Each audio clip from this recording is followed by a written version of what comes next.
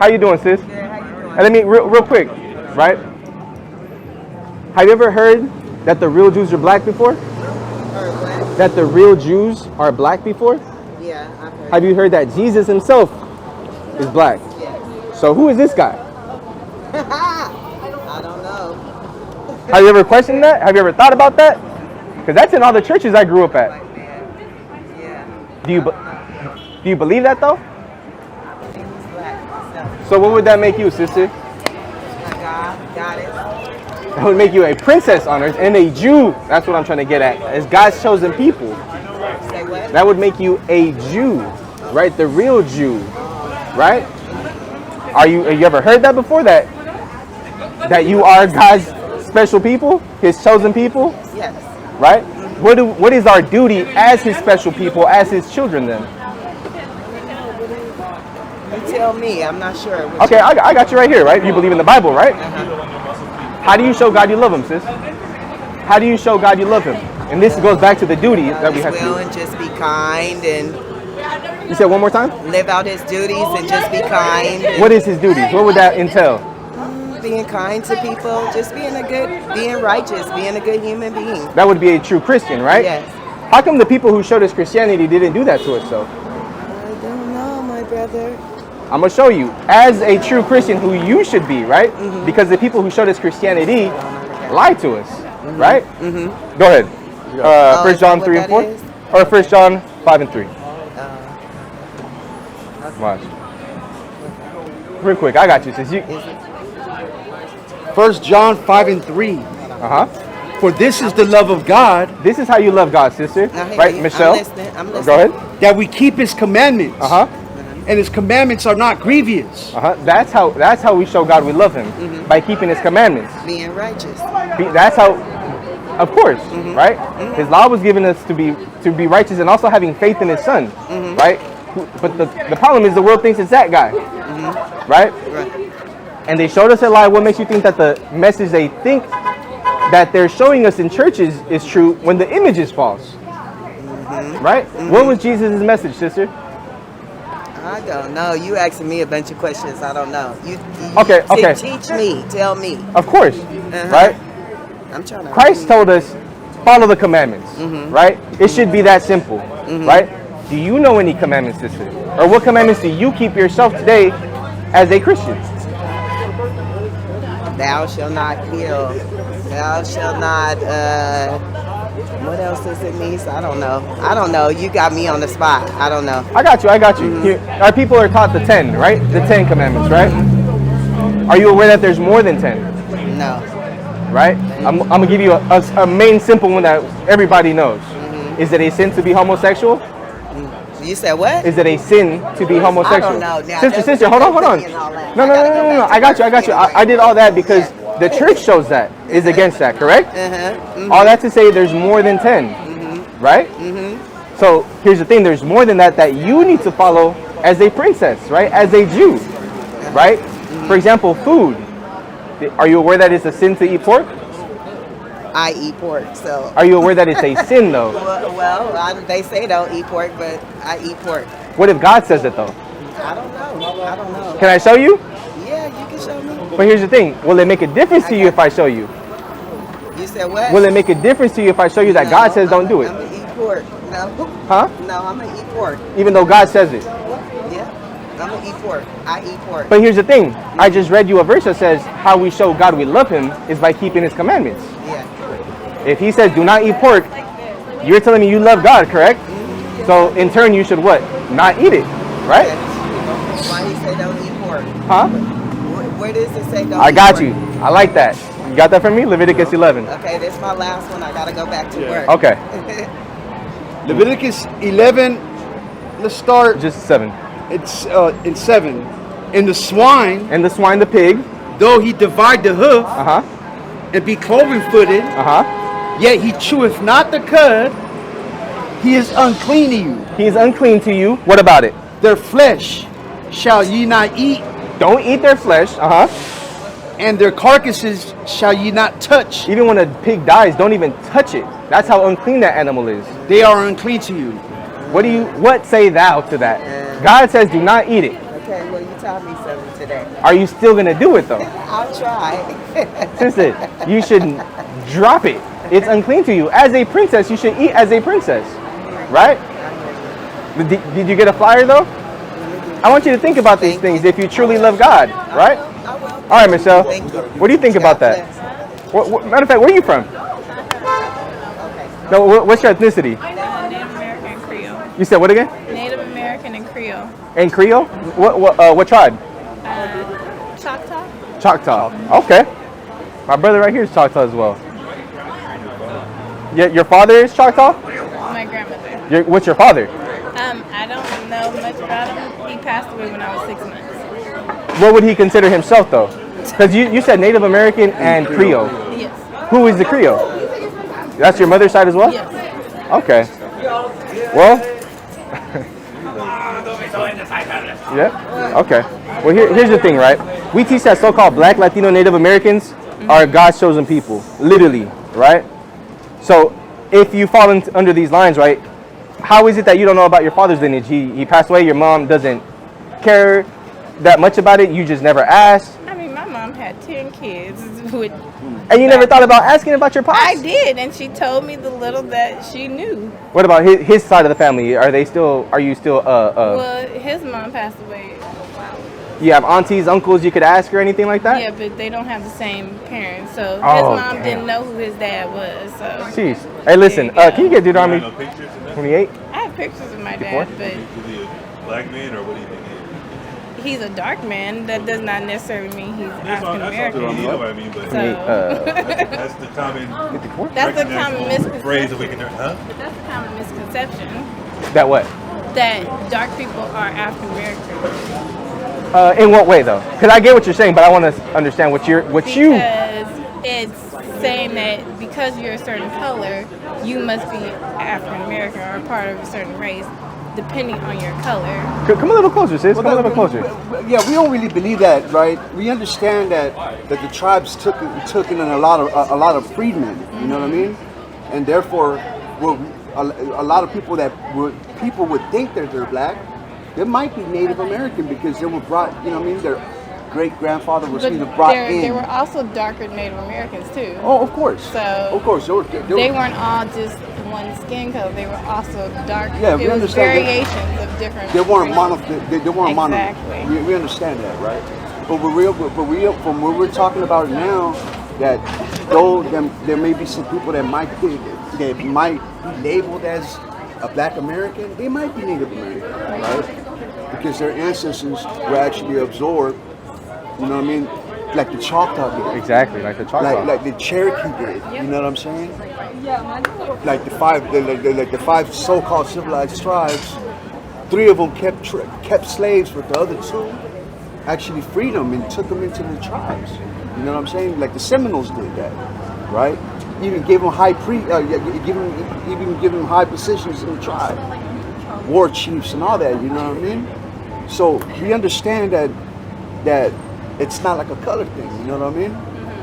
But that's why we're very what we want to pinpoint things down to lineages, because lineages are important, right? This is not. You know what I'm saying? It's what your fathers, and your fathers are, and that's how all the ancients did it. You know what I'm saying? Of the school of thought that, like for example, did the transatlantic slave trade happen? Yes, it did. It happened. Okay. See, because there's also this school of thought of people who will say that Black people who you see here in America, they're actually the indigenous. They are not. Yeah, that's where my Okay. sister used to They were live. brought from Africa, and there were kings and royalty who was brought over as slaves, and they were forced to lose their language and commingle with other people so that they can lose their language and are forced to speak English. So like there's everybody else with a specific language, and African American people have the same language as white people. They speak English because they were forced to lose that language over years and decades of oppression and being beat and being forced to, assimilate to what they feel is proper and good. Right. Okay. So I'm sure you heard most of the conversation I had with that sister. No, I did No? not. Okay. I was just walking. trying Cool. to All do praises. My So, homework. okay. So you go to Berkeley here. No, I go to Davis. Davis, what do you study, sis? Oh, really? Uh-huh. What are y'all here for? Huh? What are y'all here for? Davis, like near Sacramento, right? Yes. What made you travel out here? I live out here. I live in, I have a client in Berkeley. Oh, wow. So you drive like an hour. Yeah. Okay. I used to drive back and forth from Sacramento. I'm from Sacramento, too. So I'm familiar with Davis. But yeah, go ahead. What are you studying? African American Studies and psychology. In psychology. Anything in specific that you're trying to go into as a career? Yes, be a therapist. Okay. Oh, so that's your major, like your psychology? Yes, African American Studies. Oh, and African American. Yes. Okay. So you want to be a psychologist for quote unquote African Americans?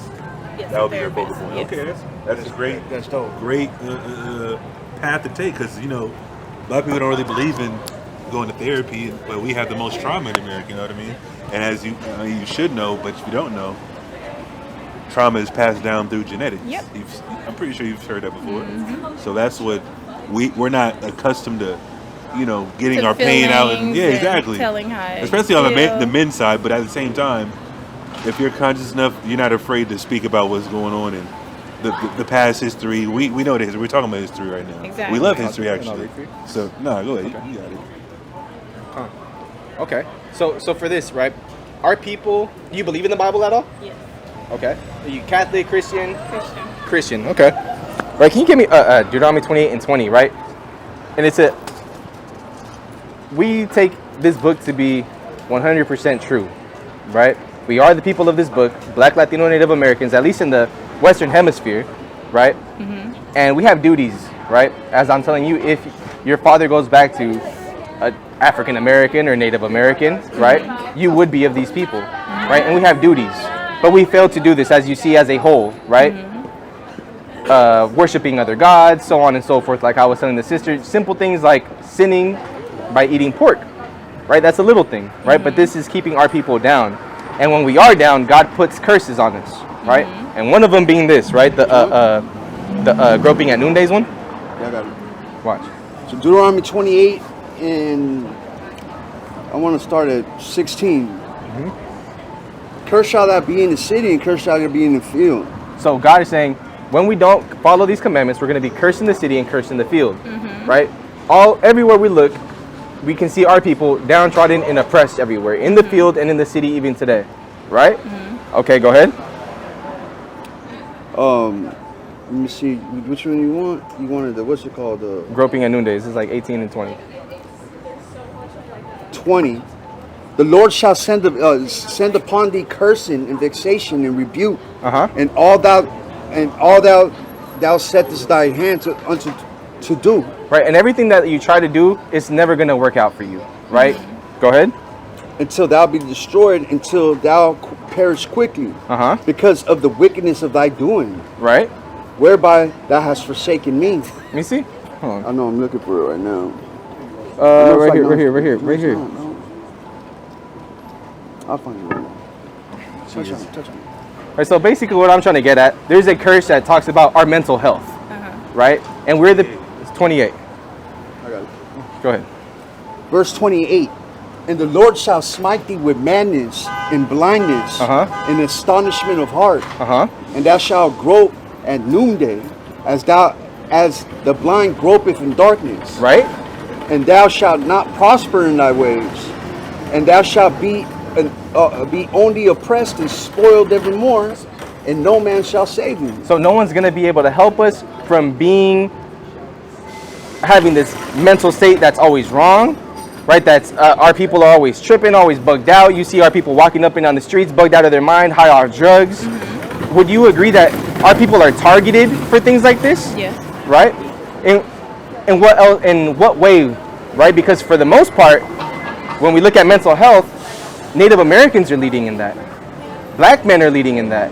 Latinos are leading in that. We don't see white people like that. Asians like that, right? Yep. Have you looked into these statistics yourself? I mean, I don't have to. I see it on a daily. Like, Life, right? yeah. Right? So I don't. Let me ask you this, sis, right? Say I were to go to you, right? You're a therapist now, right? And I tell you, sis, all this stuff is going on to me. Nothing is working out for me. What advice could you give somebody or better yet, let me ask you this: would the advice vary on race, or does race not matter in therapy? Race matters. In what way? It's let's see. I haven't really got to that part, but it just like depending on your racial background, like you're taught certain things, you're told about certain things, and you're either more freely open to speak your mind, or you're more oppressed and told to, you know, just bear and grin it. We did it in the past, so you can do it too. So Right, of course, and even just how the brother mentioned earlier, PTSD is passed down. yes. Right, trauma's passed down. What trauma would Caucasians pass down to their children? Nothing. We have hundreds of years of atrocities passed down to our children. Yes. Right? Like how they grew up thinking already like, bro, a cop isn't good to me.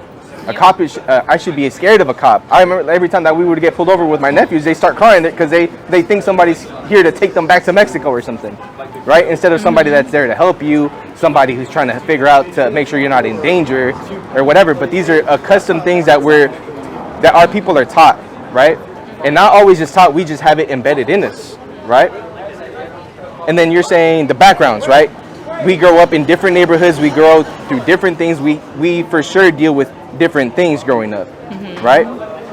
So for example, somebody growing up and saying, you know what, I can't trust my boy, or my boy backdoored me, now he took my woman, and this and that, and that's a regular thing compared to an Asian household where that would never happen, right? But our people, we are territorial for our women, right? That's my woman, you can't take that. But these people, it's like, okay, I actually have Filipino people married into my family where one of their children is okay with somebody else coming and taking their wife, and he's being like the second guy. These people, to them, is the normal thing. But for us, bro, I'm saying, that guy's bugged out too, crazy, bro. But that's the thing, our people have it in us to be a certain way, right? And that's why I was asking you about the things that you're studying to help our people, right? So for me to tell you, sis, I'm having problems with this, or I don't think I have a place on earth. Like, where's my place on earth? If I were to come and ask you that, as a black man, as a Latino man, as a Native American, right? What would you tell them? I mean, you have a right to feel how you feel. Like, what is it that actually motivates you to keep going every day? Like, I would tell you, What if they don't have that? If they don't have that, at that point, they might need to be admitted to a psych ward, because you don't want them to kill themselves. Like, you don't want that death to be on your hands. So if they're feeling like the end is near, then you might want to make sure that they get some further help than you can assist them. Is that what the steps are? Like, in I don't know none of this, right? Doesn't psych wards make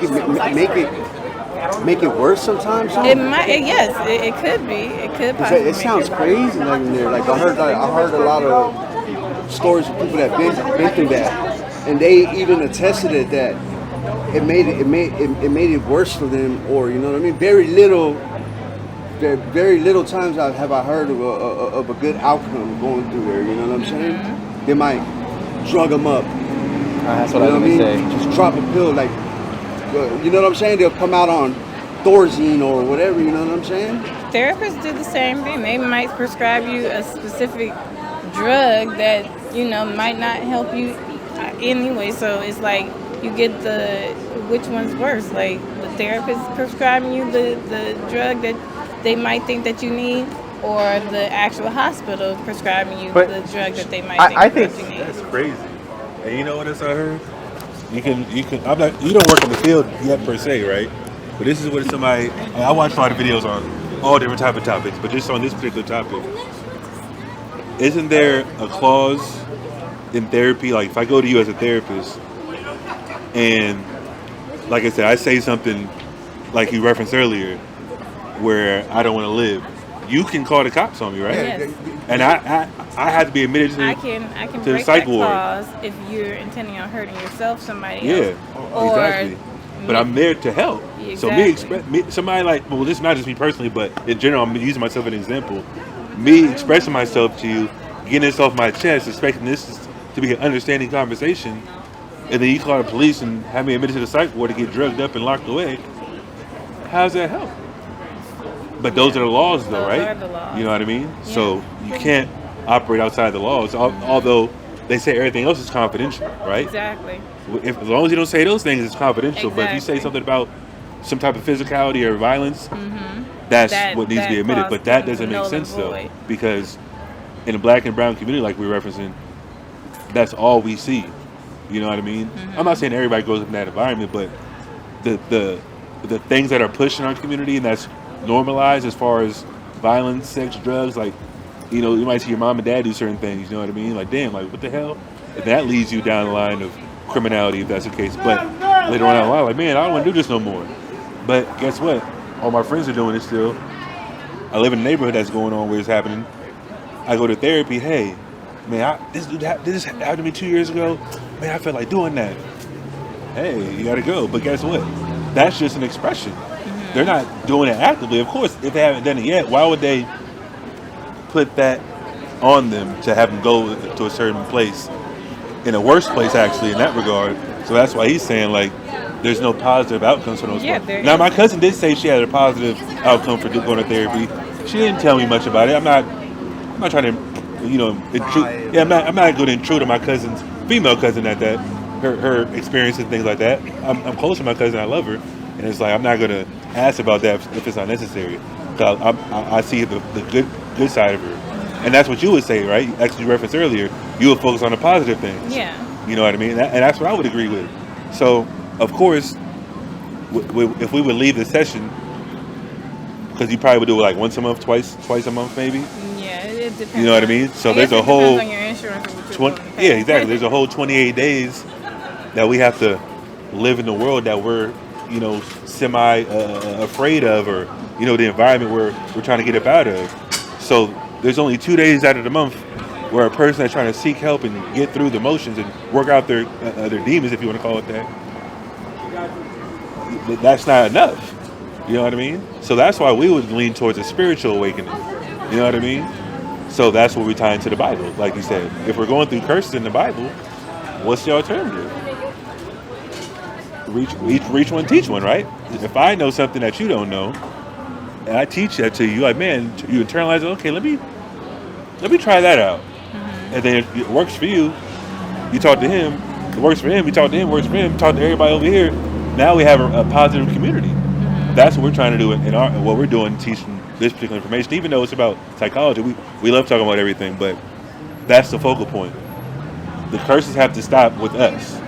You know what I mean? Our parents didn't change anything.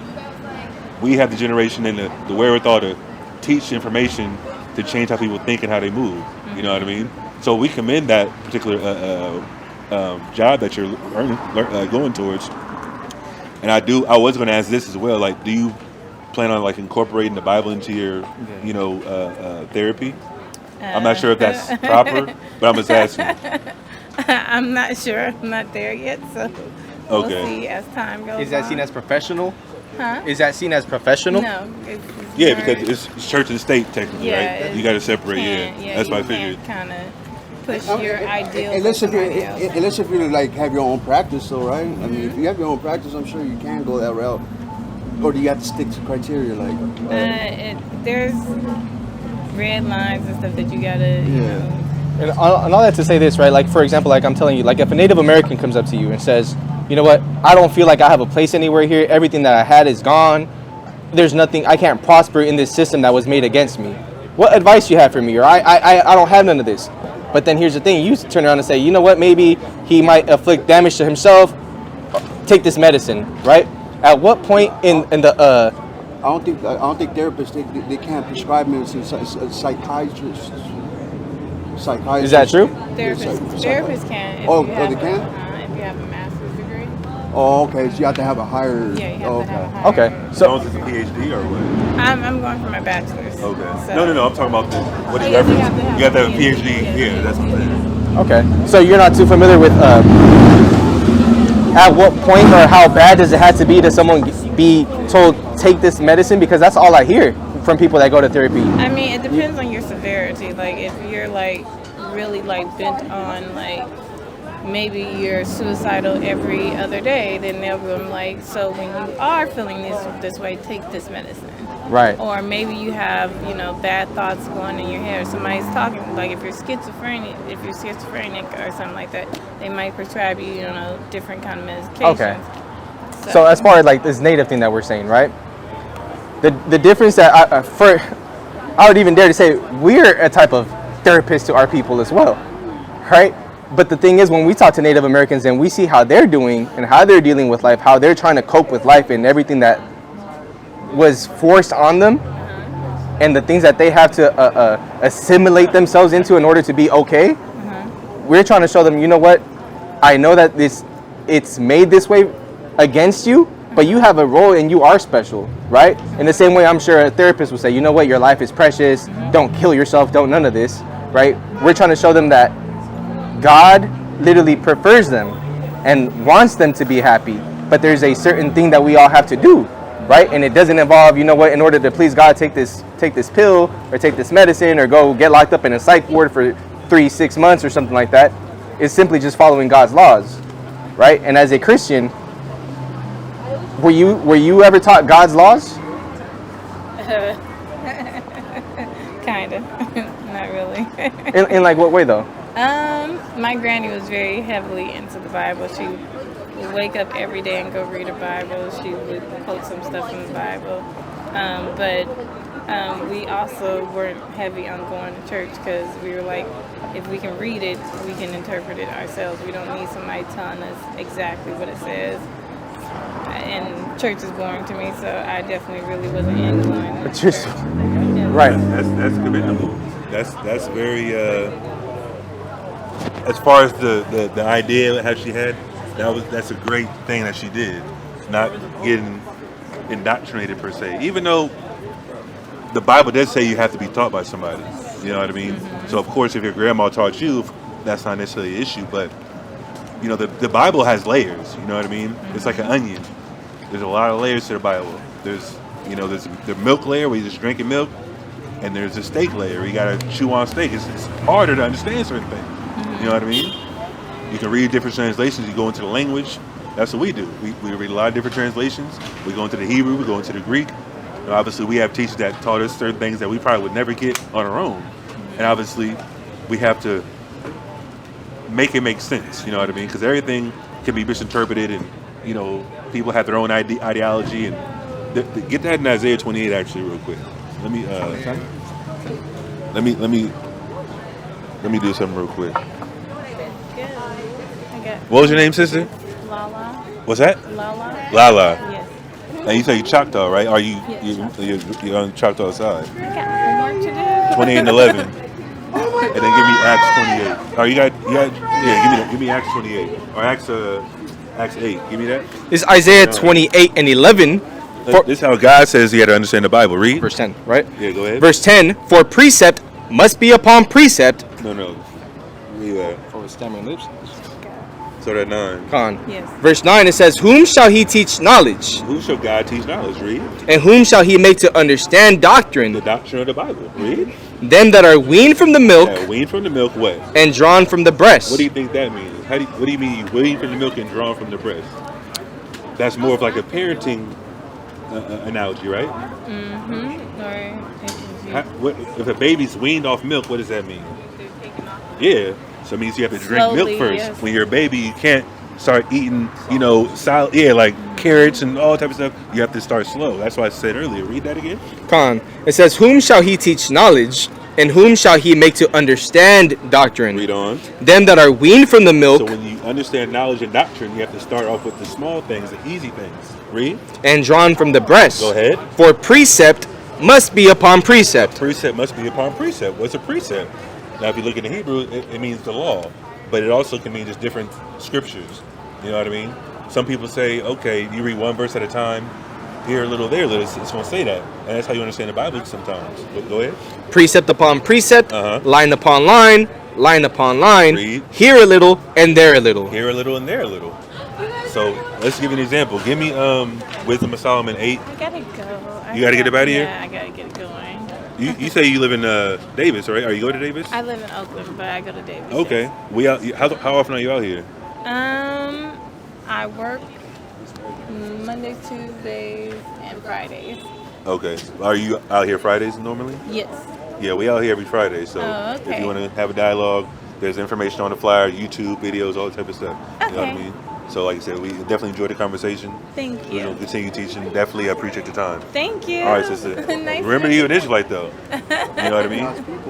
Okay. If anything else your grandma didn't say, we gonna tell you that you're an Israelite. Okay. So you gotta find out your lineage on your father's side, because that's who you come from as far as the seed, and then we can pinpoint who you come from, one of the 12 tribes. Okay. All right, sister. And also those people who you are going to be talking to. I mean, like how the brother said, I don't know, of course it might not be professional or something, but if it could help at some point in their future, them just knowing who they are in the Bible, that could help save a life as well at one point. You know what I mean? All right, sis. All right, sister. Be safe. Appreciate it. Keep reading that. You wanted Wisdom of Solomon 8. Is that the last of it? You already finished that? Yeah. Oh yeah. Well, it's about 8 and 2. It says, And then give me Proverbs. Yeah, you can drop that. this is Wisdom of Solomon 8 and 2. I loved her and sought her out. From my youth I desired to make her my spouse. Go ahead. And I was a lover of her beauty. Go ahead. Who's that talking about? Go ahead. In that she is conversant with God.